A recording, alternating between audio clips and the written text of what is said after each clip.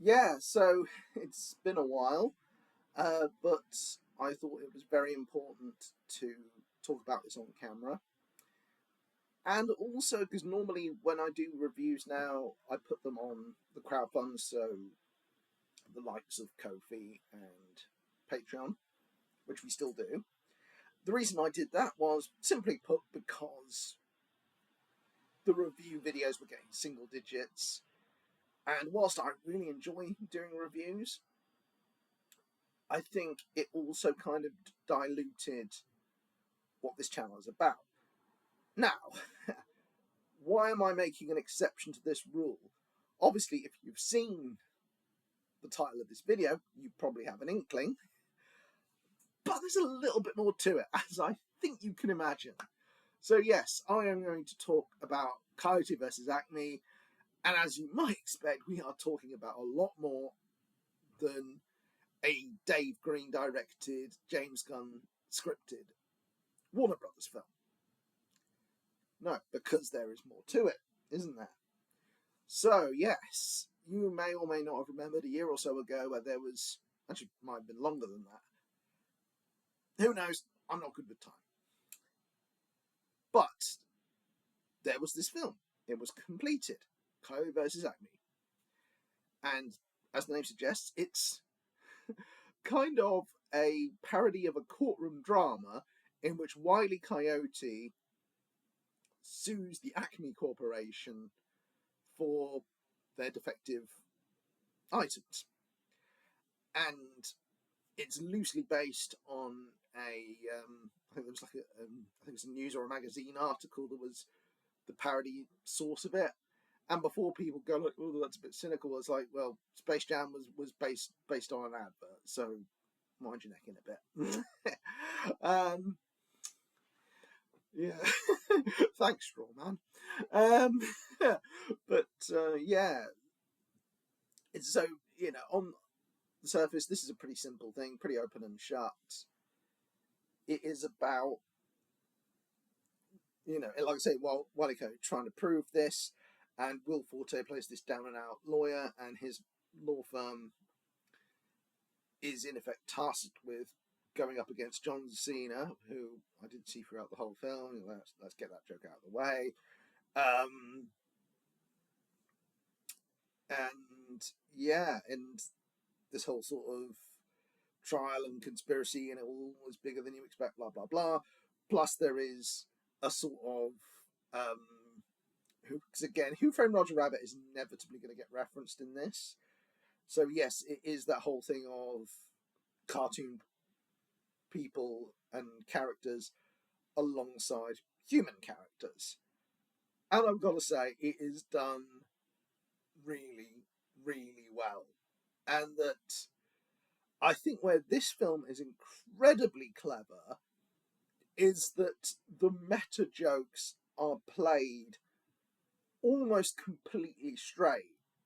And the joke is from treating the absurdity seriously. And this is why I think Will Forte and John Cena in particular are really good at this, because they, taking, like, as I say, like the advert, which you've probably seen, like, intros and what have you, where Will Forte's character is kind of saying, like, oh, did you try to attack someone with a magnet and it went wrong, or etc., etc.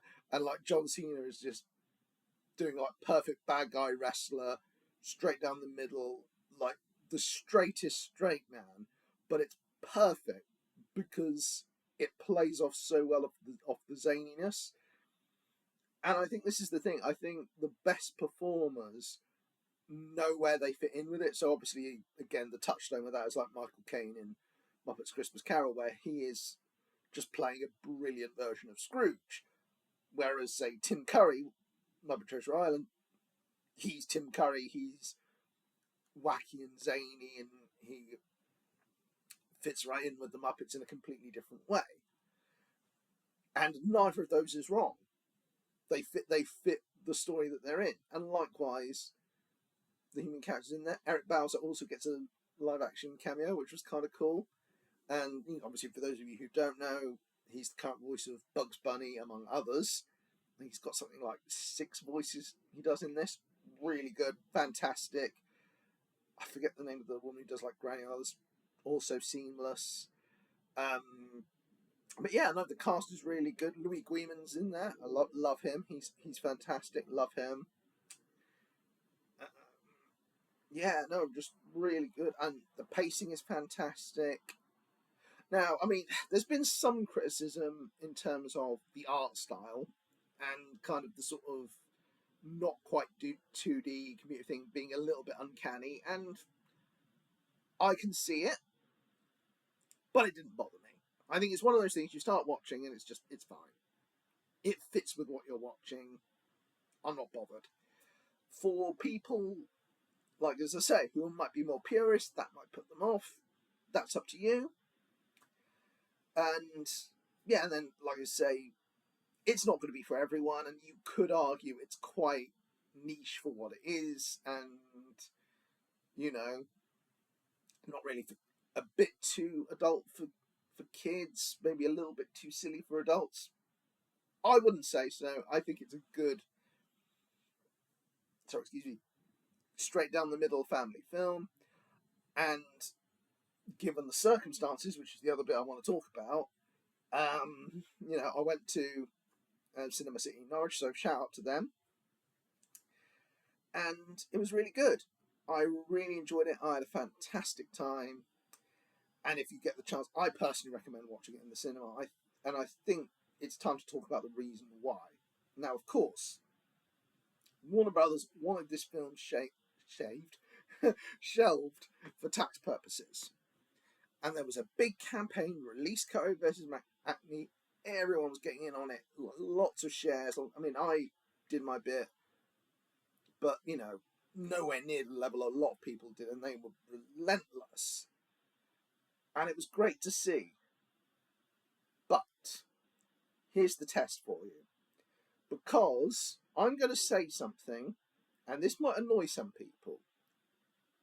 The Sonic fandom, after they got the change with the Sonic films, turned up. This is your test, everyone. This is your test. Turn up. If you turn up for this film, like me, I've paid $12.75 for a ticket for this.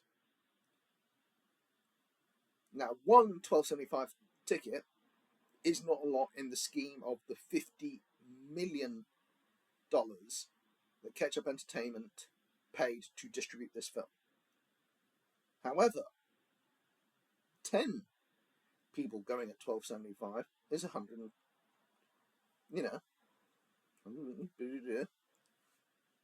I don't really have to patronise you to see where this point's going, right? It's not just about one person. It's about the addition of all those one people who didn't just share the tweet, they put money down.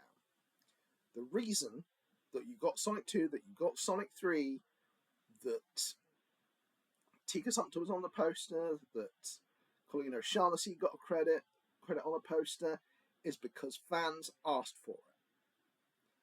And you can do that. You can put that money down and you can make it happen. Now, as you might expect, and the reason why I'm making this video public, and the reason why I'm putting this to you now, is this cannot stop with Coyote versus Acme. Coyote versus Acme is important. I think doing this and showing that you want to see this and you want to see more of it will make studios take notice, and hopefully will mean that you get more original animation, will mean that you get projects that aren't sequels to previous properties, etc., etc. But you can go further than that. This is what I'm talking about. I am talking about indie animation in general. And yes, I know some people will talk about, oh, well, I think you'll find that Glitch Studio... I'm not talking about Glitch Studio. I'm talking about this in a wider field, and I'm talking about this in a way where I don't care what you can't do, and I don't care what you don't want to do. I care about what you can do. And what you can do is support people. So there are a lot of awesome indie animation creators out there. So naming a few: Dtoons, Alice Mark, Litterbox Comics, Toonrifiq Tarq. There we go. Those are a few to start off with. And now, just to remind you, us as well. We recently finished Reynard City Comics, Reynard City Chronicles. The whole series is now done. It was something that we worked so hard for, and I was so happy with the work everyone put into it. I mean, with the last 2 issues, Blue White worked so hard on those last 2 issues. He really pushed for it, and it was absolutely fantastic. And he gave the series a terrific ending. But that was the ending for the comic. It's not the ending for Reynard City. And what am I talking about? I want to do an animated series. I want to get on that level. And in order to get on that level, we need your help. And fantastically, in recent times, people have done. I'm very happy to say, in the last couple of days, Martin Williams donated to us. Thank you very much. I'm very happy to say, Of Sunshine and Rainbows donated to us. Thank you very much. And, you know, incredibly supportive, and I really appreciate it. FrogKnight team, now, of a part of this, the other bit that I wanted to talk about, producers. They are one of 2 current producers for our upcoming animated shorts. The other one being Dan Wright and Hurikana Comic, which we will have ads for at the end. Now, there are 2 slots left for that, but there are also, with our second short, because we're going to do 3, there are still, I think, 3 cameo slots left, all of them in our Ko-fi shop. Again, there's going to be links in the description, etc., etc. Now, you are probably wondering, why is that important? You know, when are we getting the series, etc., etc.? In order to get a series, we have to pitch for a series. And we need something to show people. And yes, we've got the trailer for the final issue, which Jim Furno did an absolutely awesome job on. But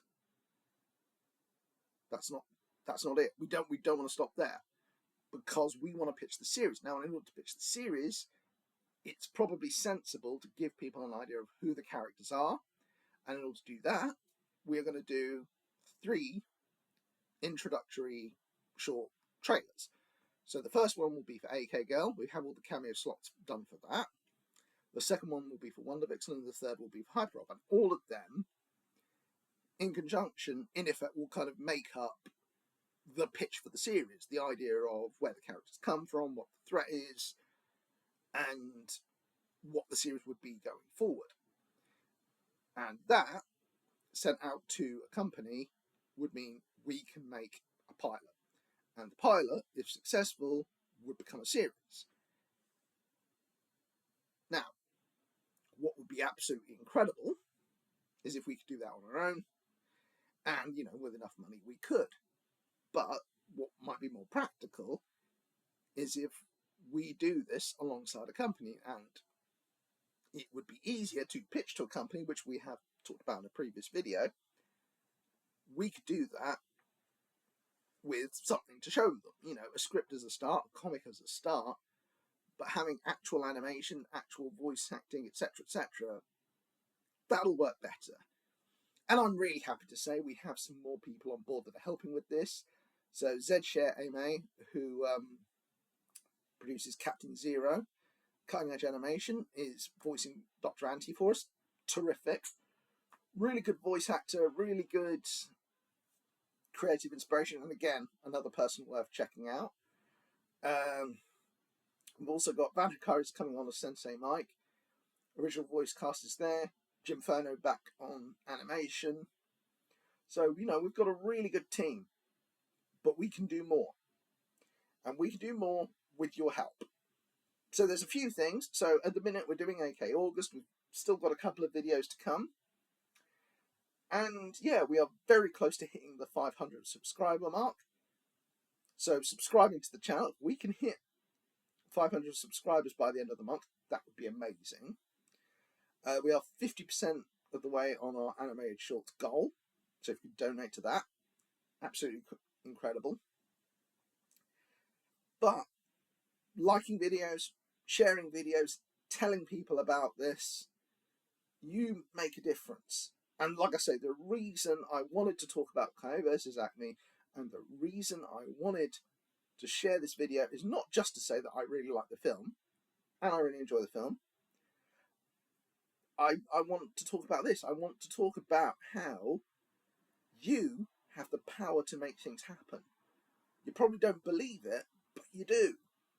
And for the sake of a couple of quid, for the sake of subscribing to a video channel, for the sake of sending a link to a friend, you make a difference.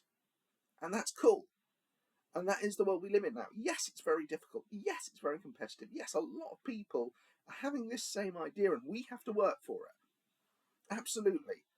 But I know that a lot of people have worked on this project and I owe them. And I owe them in terms of the effort I put in and in terms of what I do. And it's something that I think about every day, and it's something that I try to work on every day. And yeah, we could use your help. Simple as that. So if you want to get involved, please let us know. Alright. Final thing that I want to talk about. Just a really quick thing. Happy birthday, Simon Hickson, who was half of the comedy duo Trev and Simon, who were very influential for me as a kid. But also on top of that, he is involved in Medi Cinema, which is a really awesome charity, and what they do. So I often do like Charity Tuesday on Twitter, where I'll talk about charities. And what Medi Cinema do, they give kids in hospital access to cinema. Like, they have facilities where the kids, like I say, who have been like in hospital can watch films. And it's so important. I think it's something that, one, I mean, it's easy to take for granted, but two, like, having something where you can just enjoy film and just be away from that for a while and to have that space. That's all, connection. folks. Like, you know, I'm really glad that they do that, and I'm going to put a link in for them as well. So anyway, much love. Bye.